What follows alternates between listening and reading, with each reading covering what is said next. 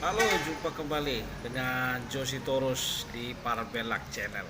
Ya, jadi ini udah sore nih, sore jam-jam berapa ya? Jam jam 4 ya, waktunya pas untuk ngopi. Pakai gelas mama papa. Mumpung si Torus Parabellak Channel ini nunggu mau masuk antrian, ya, lagi di apa ini? Lagi di tempat kursus. Jadi saya mau belajar, ya, kursus bahasa Inggris, ya, biar bisa marlawak pakai bahasa Inggris. Itu ceritanya, visi dan misi saya. Ya, jadi ada satu hal, ya, jadi pengen cerita nih sedikit nih tentang apa namanya, tentang dunia pendidikan, ya. Kalau ngomong masalah dunia pendidikan, ya, kalau orang Indonesia itu kalau dibilang tamat SMA itu belum jadi orang, kan gitu, ya. Tamat SMA belum jadi orang katanya, ya, minimal tamat S1, ya. Kalau jadi orang itu tamat S1, ya. Mungkin kalau tamat SD mungkin masih jadi apa namanya, jadi marmut, mungkin tamat SMP jadi kelinci, ya. Tamat SMA mungkin jadi monyet, nggak tahu juga ya. Katanya tamat SMA belum jadi orang katanya. Tapi saya kurang setuju dengan itu sih sebetulnya. Ya, jadi ngomong-ngomong, zaman sekarang ini sebetulnya juga nggak bisa dipastikan, ya, semua yang kuliah itu jadi orang. Ya, jadi ada cerita tentang dokter, ya. Dokter bisa dikatakan ini waktu sekolah ini agak malas lah dia, kan. Dokter ini ngambil kedokteran gigi dia, jadi agak malas dia anaknya ini. Tapi kawan-kawannya heran, kok bisa nih jadi dokter gigi, kan begitu. Dan dia buka praktek di kota itu juga, gitu, nggak ke kota lain gitu. Kalau biasanya orang dokter kan uh, contohnya dari Medan pergi kuliah di Jakarta, dia buka praktek di Jakarta, nggak, dia balik lagi ke Medan contohnya, kan begitu. Jadi buka praktek gigi lah kawan ini, ya kan, buka praktek gigi.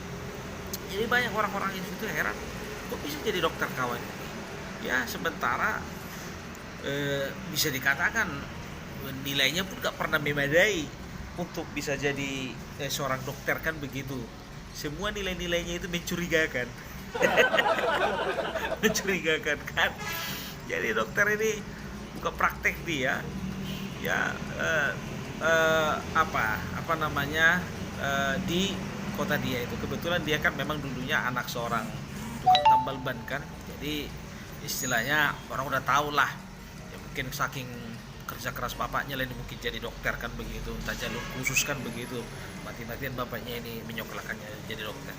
Jadi satu ketika, ya, ada apa namanya, pasiennya, ya. Jadi ada pasiennya itu tambal ban, tambal ban, tambal gigi, kan begitu, berlubang. Jadi di raba-rabanya gigiku lubang ini katanya, kan. Pergilah dia ke dokter gigi ini, ya, ke dokter gigi, ya. Dokternya ini marga marbun lah, ya, karena kebetulan memang orang Batak kan banyak profesinya tambal ban. Jadi ya kebanyakan ya bermarga lah semua, kan begitu. Jadi si dokter marbun ini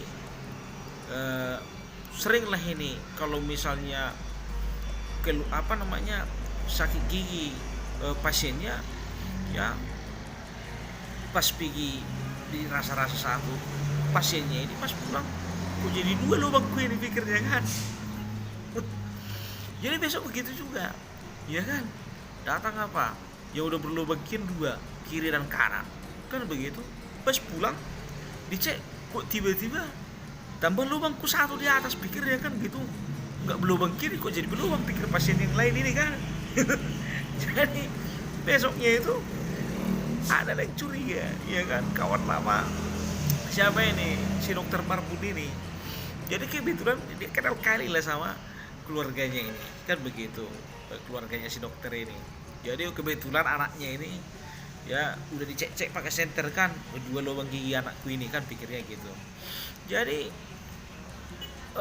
begitu dicek di bawah anaknya ini, kan begitu, kan, bah, kenalan lah dia nih, kau jangan rupa itu Marbun, katanya gitu, kan. Datang siapa ini si Marbun ini kan, iya tuh lah akunya itu katanya. Oh iyalah, cekkanlah dulu ini, adikmu ini sakit gigi katanya kan, ceknya lah, ya kan, diceknya lah.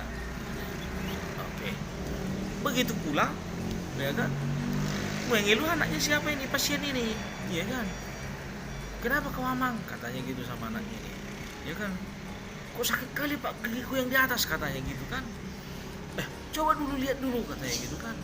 Begitu cek, udah tambah 2 di atas giginya berlubang. Sebelum pergi masih 2 di bawah. Setelah pulang dari dokter, nambah giginya lubang 2 di atas kan. Jadi pergilah dia ngamuk-ngamuk di ke dokter ini kan. Langsung ditunjangnya pintu itu. Dia tunjangnya pintu itu. Wah. Memang kau ya, ndak ada berubah, sama aja kau sama bapakmu. Kenapa itu tulang kata dokternya itu kan. Setiap orang tambal ban kita bapakmu, pergi sebelum nambal ban 1 lubangnya diperiksa jadi 2 lubang tambal ban orang, bisa jadi 3 dibikin bapakmu. Jangan kau bikin ilmu bapakmu di sini. Ini dokter ini klinik, ini bukan tambal ban.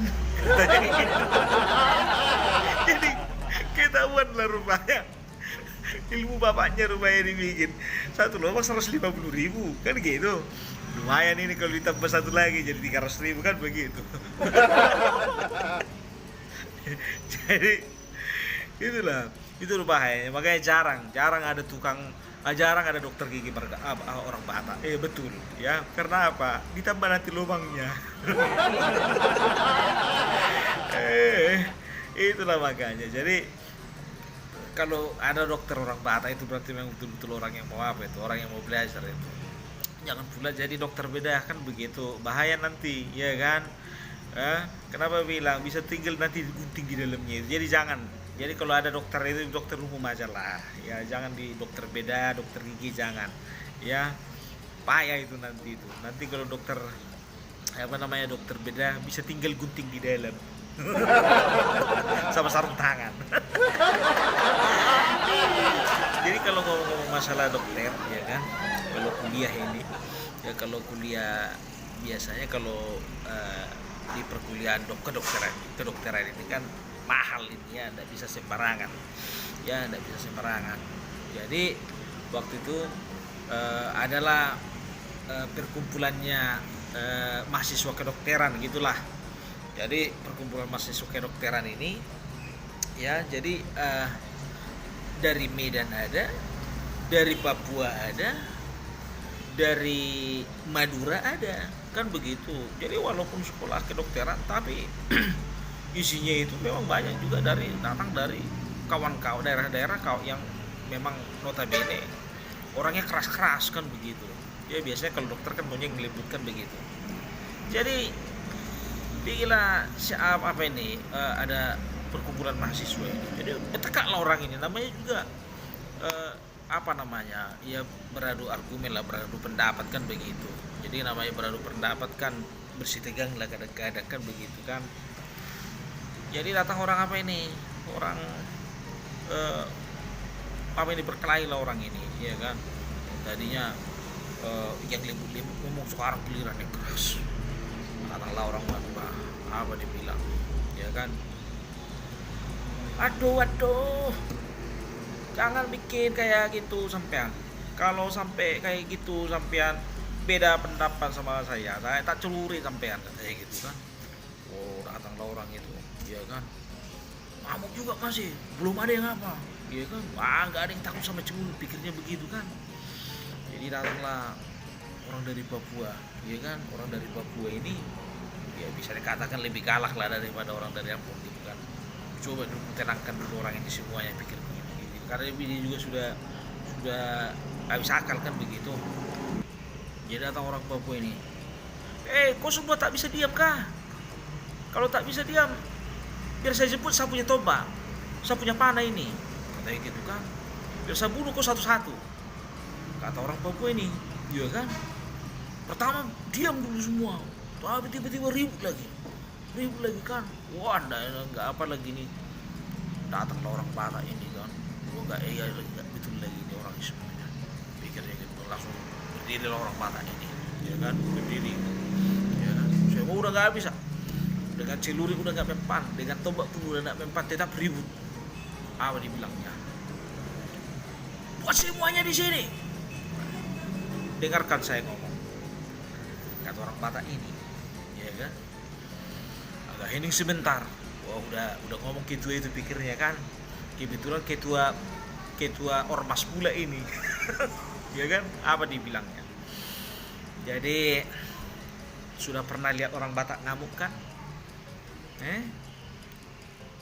Kutanya dulu sama kalian satu-satu. Udah pernah kalian makan Indomie pakai daging orang?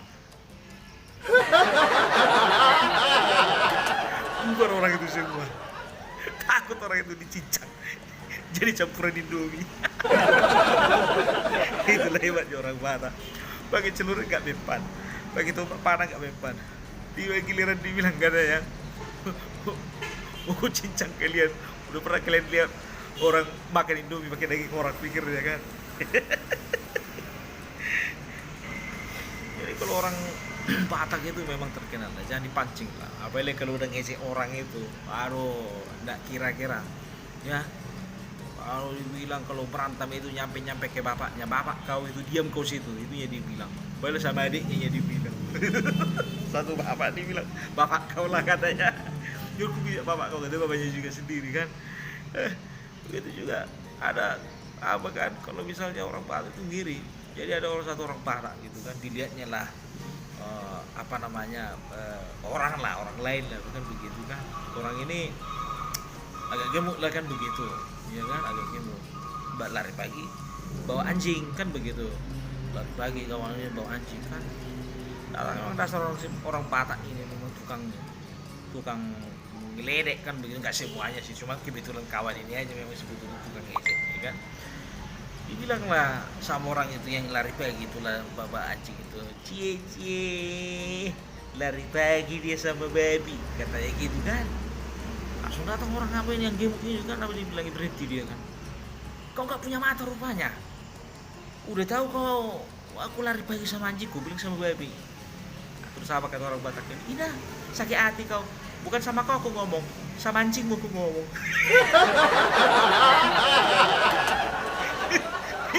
Sama anjing dia. Cie lari pagi dong sama baby katanya.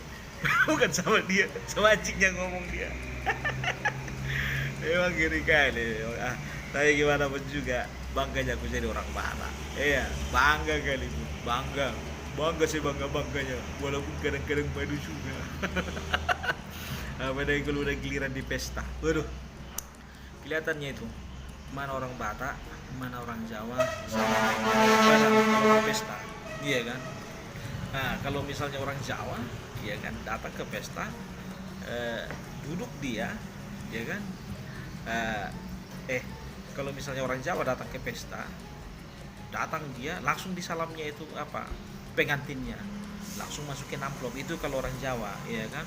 Datang, salam pengantin, baru pulang, nggak pala apa pusing dia mikirkan apa makanan kan begitu. Tapi kalau misalnya orang Minang, ya kan, orang Padang, ya kan, dia ambil piring, sendok nasi sedikit, ya kan, habis itu selesai makan, salam pengantinnya, habis salam pengantinnya baru pulang, masukkan amplop kan begitu. Ya, kalau orang Padang, ya kan. Kalau orang Batak lain itu, ya kan, orang Batak lain. Kalau orang Batak begitu datang, ya kan, ambil piring, makan, tambah 2 kali, ya kan, langsung pulang, nggak pada di salam pengantinnya. Sedangkan penyalam pengantin nggak perlu pikirnya apa lagi, bikin amplop. Nah, itulah dia kalau orang Batak, ya kan. Kenapa? Pengalaman, karena saya juga bikin seperti itu, begitu. Oke lah kawan-kawan, jadi itu anak-anak udah pada datang semua ya. Jadi salam sukses, salam bahagia ya. Itu sedikit cerita humor-humor aja, jadi nggak ada yang perlu sakit hati ya, jangan ada yang perlu dimasukin hati. Oke, stay tune Sitorus Parabellak Channel.